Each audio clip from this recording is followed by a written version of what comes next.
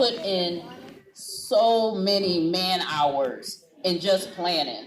Someone had the idea to go around the city of Buffalo and collect cards that said, Buffalo will be more open when.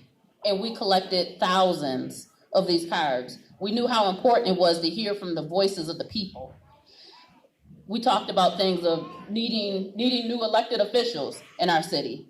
We talked about affordable housing. We talked about the Main Street divide, all these issues that the people in our city have never been asked what's important to you in your community. So we got together and we collaborated and we developed some campaigns. We knew that we needed to address the things that weren't happening in the city of Buffalo. You heard a lot of great presentations tonight of awesome work that's happening in our community, but there's a lot of things that aren't happening. So we decided to collaborate around economic justice and help bring capacity to the fruit belt, right? We knew, as Ms. Denise said, we needed to liberate the land and put the land back into the hands of the people. In addition, I want to challenge everyone. I know that we're going to patronize the marketplace, but also if you have $25, I have my FB Community Land Trust membership card. I want to challenge you. If you have $25, please, collective economics is the only way that these programs and these initiatives become sustainable. We have to do for ourselves. We also knew that we wanted to collaborate around restorative justice. There's a criminal justice system, as you've heard earlier tonight, that's working just as it is intended to work, to lock up our young men in our community. So we know that there's a better way of doing business. So we had organizations come together to collaborate around the concept of just imagining a world where prisons aren't necessary.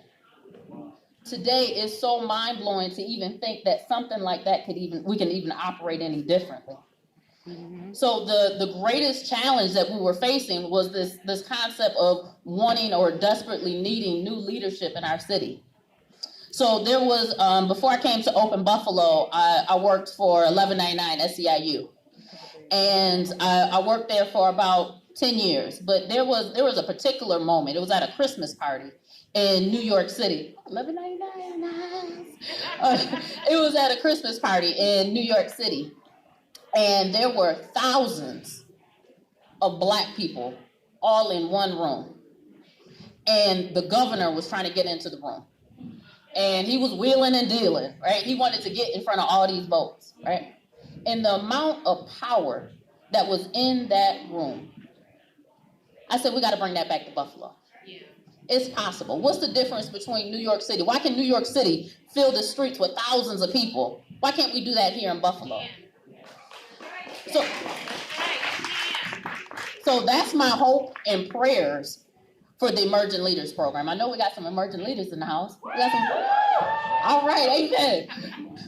To bring those skills and capacities to Buffalo. We can do it, okay? We just need the opportunity. We need the trainings. We need to be in the same spaces. We need the same networking opportunities, and collectively we can do it.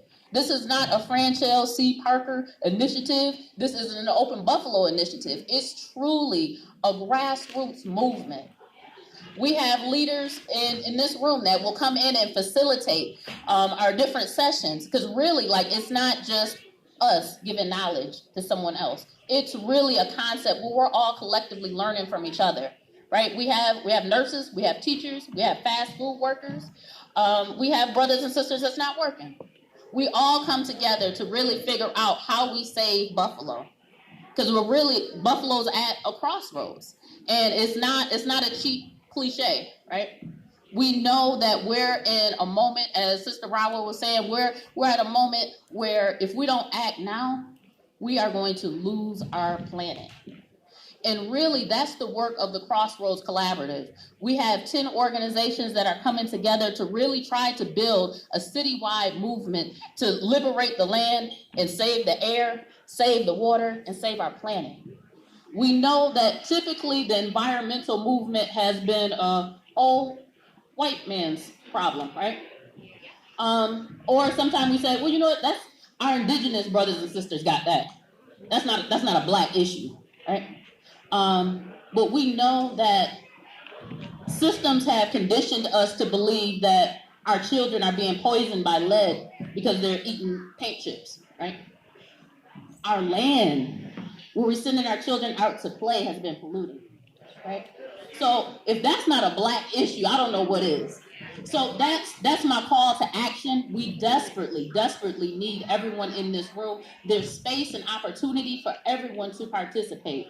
And again, the Crossroads Collective, Open Buffalo and Ujima, and Push Buffalo, and African Heritage Food Co-op, we come together bi-weekly, but there's tons of ways that everyone in this room can get involved.